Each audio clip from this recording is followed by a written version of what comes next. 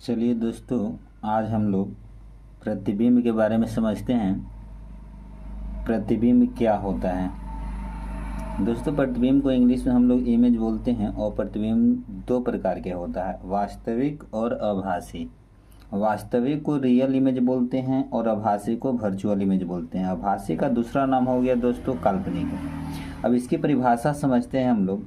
किसी बिंदु स्रोत से आती प्रकाश की किरणें दर्पण से परावर्तन के बाद जिस बिंदु पर मिलती है या मिलती हुई प्रतीत होती है उसे दोस्तों हम लोग प्रतिबिंब कहते हैं।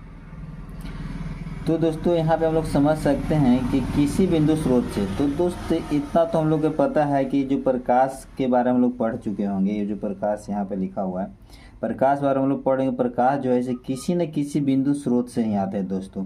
कोई ना कोई स्रोत होगा, जैसे मान के चलिए सूर्य एक स्रोत है जहाँ से प्रकाश आती है, टॉर्च एक स्रोत है जहाँ से प्रकाश आती है। तो वही चीज़ लिखी हुई है कि किसी बिंदु स्रोत से आती प्रकाश की किरणें। अब दोस्तों जब प्रकाश आ रहा है तो कहीं ना कहीं तो वह परावर्तन होगा। परावर्तन मतलब कहीं ना कहीं टकराएगा और टकरा कर वह अपनी ही दिशा में लौटेगा। तो दोस्त कहता है कि बिंदु स्रोत से आती प्रकाश की किरणें परावर्तन के बाद जिस बिंदु पर, है ना दोस्तों, यहाँ पे समझिएगा, जिस बिंदु पर मिलती है या मिलती हुई प्रतीत होती है, या मिलती हुई प्रतीत होती है, जैसे हम लोग क्या कहेंगे दोस्तों? प्रतिबिंब कहेंगे। या तो मिलती है या मिलती हुई प्रतीत होती है। तो हम लोग समझ सकते हैं दोस्तों कि प्रकाश जो है, ध्यान से समझिएगा, प्रकाश जो है बिंदु स्रोत से, सबको पता है कि प्रकाश कहाँ से आएगा, तो बिंदु स्रोत से आएगा। बिंदु स्रोत से आने के बाद वो जाएगा कहाँ? कहीं ना कहीं जाएगा, तो रिटर्न होगा, टकराएगा। या तो प्रकाश का परावर्तन होगा या तो अपवर्तन होगा। तो प्रकाश का जब परावर्तन होगा दोस्तों या अपवर्तन होगा, तो ये दो कंडीशन में वह जिस बिंदु पर मिलेगा, ठीक है, मिलता है या मिलती हुई प्रतीत होता है, जिसे हम लोग क्या कहेंगे? प्रतिबिंब कहेंगे। अब प्रतिबिंब कितने प्रकार के दोस्तों? वास्तविक प्रतिबिंब और आभासी प्रतिबिंब। आभासी प्रतिबिंब का दूसरा नाम है काल्पनिक प्रतिबिंब। अब वास्तविक प्रतिबिंब को समझते हैं दोस्तों। दोनों का परिभाषा रटना नहीं है दोस्तों। अब आपको यही जो परिभाषा यहाँ पे लिखा हुआ है ना दोस्त, इसी परिभाषा में आपको कुछ नहीं करना है, ठीक है। अगर पूरा परिभाषा यही देना है, किसी बिंदु स्रोत से आती प्रकाश की किरणें दर्पण से परावर्तन के बाद जिस बिंदु पर, है ना, यहाँ पे आने के रुक जाना है दोस्तों, जिस बिंदु पर, ठीक है, वास्तव में यानी कि वास्तविक दोस्तों, वास्तविक के जब हम लोग परिभाषा देंगे तो क्या लिखेंगे दोस्तों? कि किसी बिंदु स्रोत से आती प्रकाश की किरणें दर्पण से परावर्तन के बाद जिस बिंदु पर वास्तव में मिलती है, वास्तव में मिलती है दोस्तों, बस यहाँ तक ही, वास्तव में मिलती है, इसे हम लोग कहेंगे दोस्तों वास्तविक प्रतिबिंब। क्या कहेंगे दोस्तों? वास्तविक प्रतिबिंब। फिर से समझिए दोस्तों, जो प्रतिबिंब का परिभाषा है वही वास्तविक प्रतिबिंब का परिभाषा होता है दोस्तों, वही आभासी का होता है। थोड़ा सा चेंज करना है, वो भी एक वर्ड। तो दोस्तों देखिए हम लोग क्या चेंज करने वाले हैं। यही चेंज के प्रतिबिंब का परिभाषा था, किसी बिंदु स्रोत से आती प्रकाश की किरणें दर्पण से परावर्तन के बाद जिस बिंदु पर मिलती है या मिलती हुई प्रतीत होती है, वही चेंजिंग हम लोग क्या किया दोस्तों? वास्तविक में किसी बिंदु स्रोत से आती प्रकाश की किरणें दर्पण से परावर्तन के बाद जिस बिंदु पर, केवल यहाँ पे चेंज किए हैं दोस्तों, एक वर्ड जोड़े हम लोग, है ना, वो वर्ड वास्तविक के लिए जोड़े हैं। वास्तविक यानी वास्तव, वास्तव में मिलती है ना, वास्तव में मिलती है, उसे हम लोग क्या कहेंगे दोस्तों? वास्तविक प्रतिबिंब कहेंगे। यही चीजें आभासी के लिए बोलना हो तो कुछ नहीं करना, यहाँ पे आभासी लगा दें। किसी बिंदु स्रोत से आती प्रकाश की दर्पण से परावर्तन के बाद जिस बिंदु पर दोस्त, हम यहाँ पे दो तरीके से बोलते, जिस बिंदु पर आती हुई प्रतीत होती है, ठीक है। आभासी के लिए अगर बोलना हो दोस्तों, ठीक है, आभासी के लिए अगर बोलना हो तो हम लोग बोलेंगे, आभासी के लिए बोलना हो तो आती हुई प्रतीत होती है।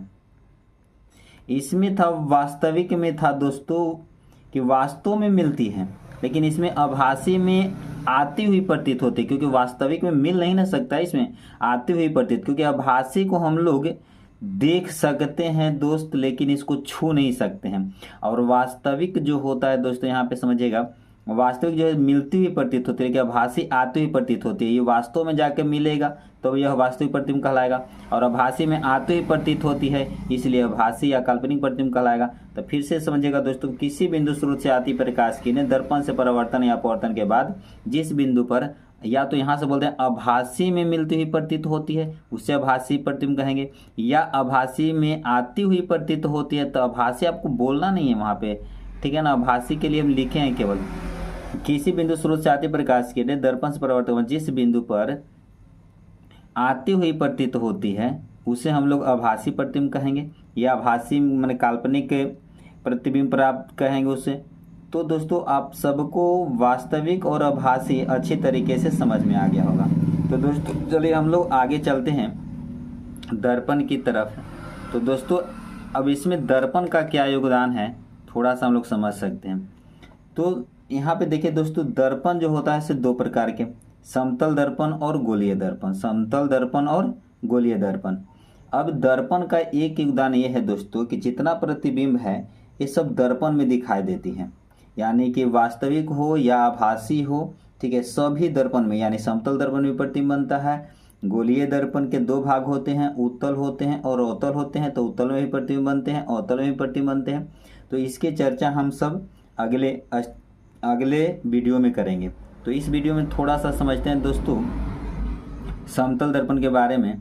समतल दर्पण जो होता है दोस्तों, समतल दर्पण, तो समतल दर्पण प्रतिबिंब थोड़ा सा हम लोग समझ लेते हैं। इसमें जो प्रतिबिंब बनता है आभासी बनता है और सीधा बनता है। आभासी की जब भी चर्चा होगा दोस्तों तो आपको याद रखना है आभासी यानी सीधा, आभासी यानी सीधा। जब भी आभासी की चर्चा होगा तो आपको कुछ नहीं दिमाग में बस याद रखना है सीधा। वास्तविक की चर्चा होगा तो वास्तविक हमेशा उल्टा होता है, आभासी हमेशा सीधा होता है।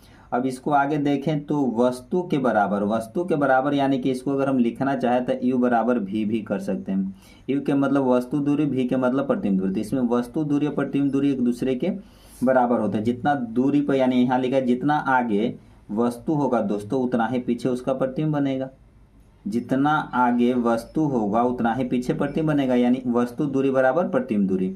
अब वस्तु के बराबर बनेगा, वस्तु का जो आकार होगा दोस्तों वही आकार सेम आकार के उसका प्रतिबिंब ही बनेगा, और हमेशा दर्पण के पीछे बनेगा। दर्पण के पीछे कहने का मतलब है दोस्तों, आप यहाँ पे समझिएगा, यह एक समतल दर्पण के हम एक एग्जाम्पल ही है। अगर ऊपर में यह है तो इसका प्रतिबिंब नीचे बनेगा, एकदम उतना ही बनेगा दोस्त। जितना ये बड़ा है उतना ही बड़ा इसका नीचे बनेगा, क्योंकि यहाँ हम लोगों ने लिखा है कि आभासी बनेगा, ठीक है, वस्तु के बराबर बनेगा।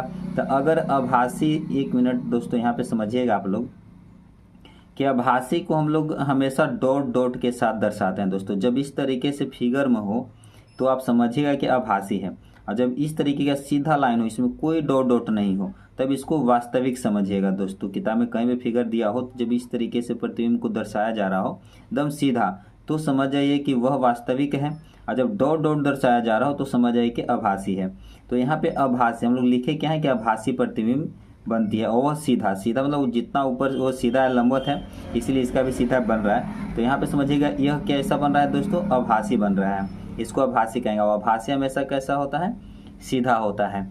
तो दोस्त यहाँ पे हम समझ गए कि अगर ये सीधा, अगर हम लाइन कहीं पे डॉट ना हो तो वास्तविक हो जाएगी, अगर इस तरीके के हो तो आभासी। तो यहाँ पे देख सकते हैं दोस्तों कि कैसा प्रतिबिंब बन रहा है, इसमें आभासी बन रहा है। आभासी यानी जितना ऊपर है उतना ही नीचे लाइन हम लोग खींचे हैं, इसका मतलब है कि बराबर बन रहा है, इसका मतलब हो गया कि बराबर बन रहा है। यहाँ से एक और क्वेश्चन आता है दोस्त निकल करके, वो क्वेश्चन आपका था कि एक के समतल दर्पण है, उस पर अगर एक कैसा किरण, ऊपर से जो किरण आ रही है एक कैसा किरण है, ये लंबवत है।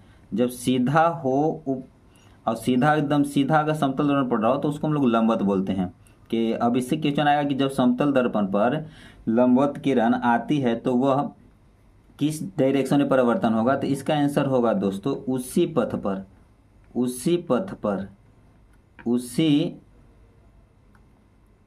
उसी पथ पर।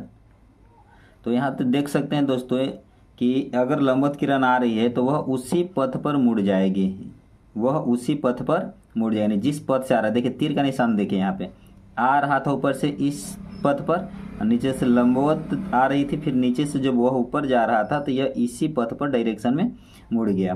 तो यहाँ पे हम लोग समझ सकते हैं जब लंबवत किरण आती है तो वह उसी डायरेक्शन में मुड़ जाती है। ये चीज़ें हम लोग ध्यान देंगे। तो आज का दोस्त शायद ये वीडियो पसंद आया हो तो लाइक और सब्सक्राइब कर दीजिए ताकि ऐसा वीडियो और मैं आप लोग के सामने लाता रहूं।